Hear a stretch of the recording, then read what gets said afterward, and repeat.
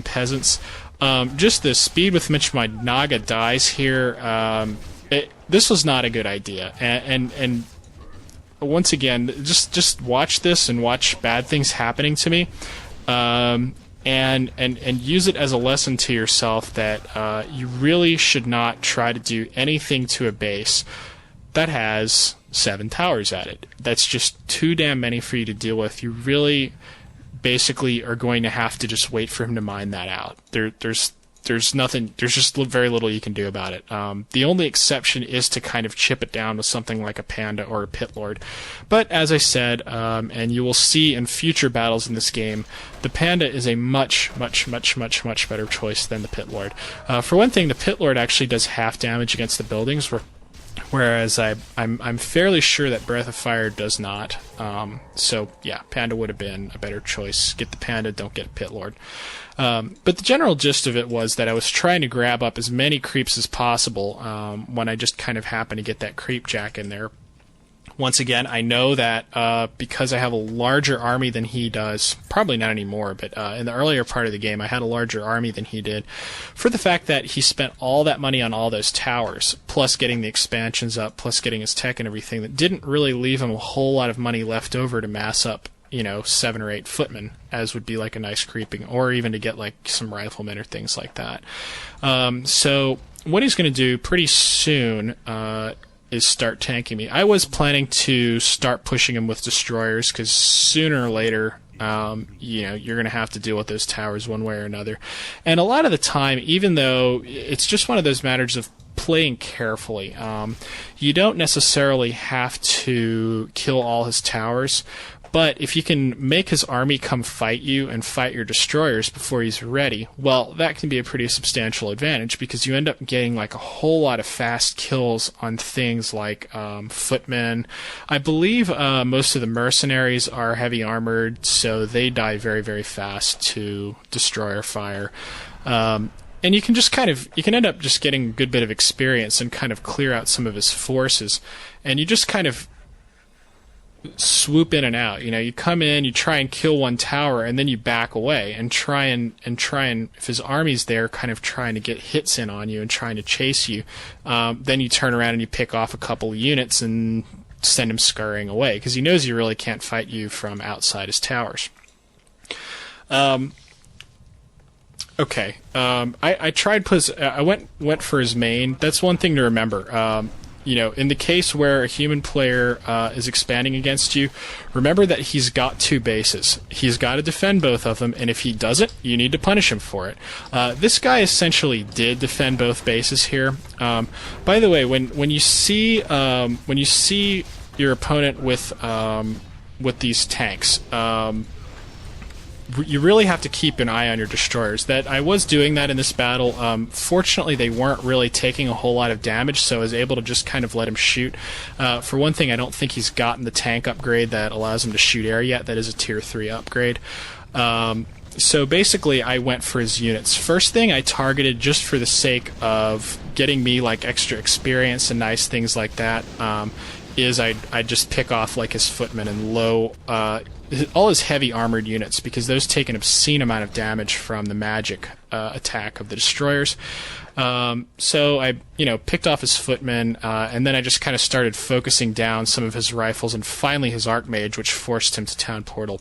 One of the things I've mentioned before, but it's worth repeating, generally if you're looking to break the triad of the human tri-hero, that archmage, paladin, mountain king, if the paladin's level 1, he's often a good choice to focus down, because he's either, he probably doesn't have divine shield yet. I almost guarantee you he's going to get holy light first.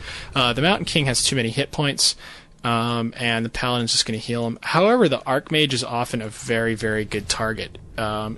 A lot of the time he'll end up taking like a little bit of collateral damage in the fight, and then if you watch him and wait till he gets down to about 450 hit points or stuff, you can nuke him down sometimes before your opponent even realizes he's getting killed. Now granted, the archmage doesn't do a whole heck of a lot, in the actual fight. But what killing off the Archmage will do for you is it takes Brilliance Aura away from the Mountain King and Paladin. So until he actually revives that Archmage, that means that fewer Storm Bolts, fewer Holy Lights.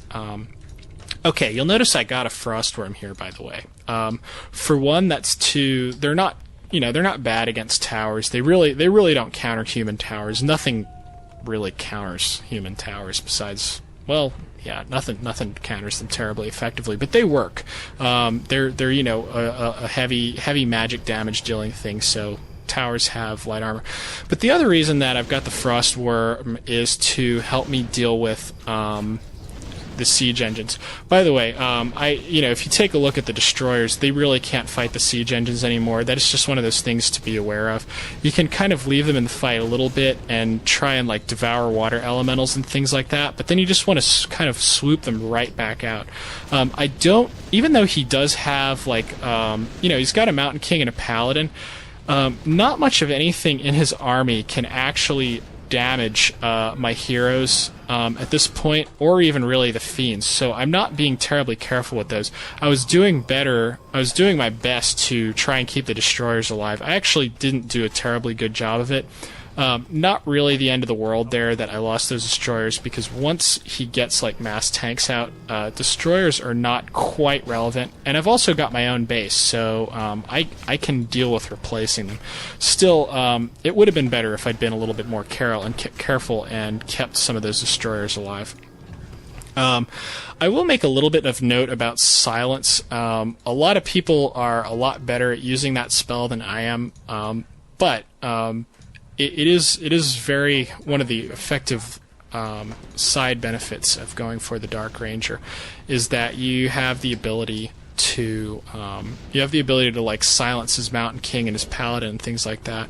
It's really kind of a skill deal. You don't really just want to pop silence off for no good reason.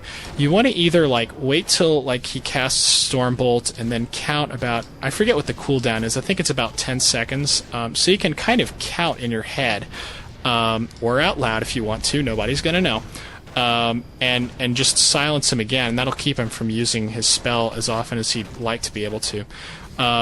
This is just, your typical tank raid. Pretty much you can't do anything besides pull your ghouls off of whatever they're doing and have them help fight with you. Also, make sure whenever you're trying to kill off tanks, if you've got your whole army there, make good use of whoever's got your orb. Try and get everything focusing on the same tank that is getting hit with the Orb of Corruption, because that does, in fact, reduce their armor just as it does to everything else. And that ends up being very, very helpful and makes it go down a lot faster. What I'm about to execute here is a very simple but fairly important anti-tanking technique. A lot of the times when you're going up against tanks, especially if you've gotten a separate expansion, you will end up with either excess gold or excess lumber. If you have excess lumber, basically just spam shade pits in front of your base. If you have excess gold, spam necropolises in front of your base. This kind of creates something where either he's got to micro his tanks and try and get them through to one of your buildings that actually matters, or he's got to sit there and waste time taking down those buildings with the tanks. In the meanwhile, your meat wagons are going to be hammering away at them. If you notice, I am building meat wagons. I sent them first to my expansion because obviously it's the only one with a functioning gold mine, and I really don't want him killing it. I will say I actually got a pretty nice rain of fire there on his peasants.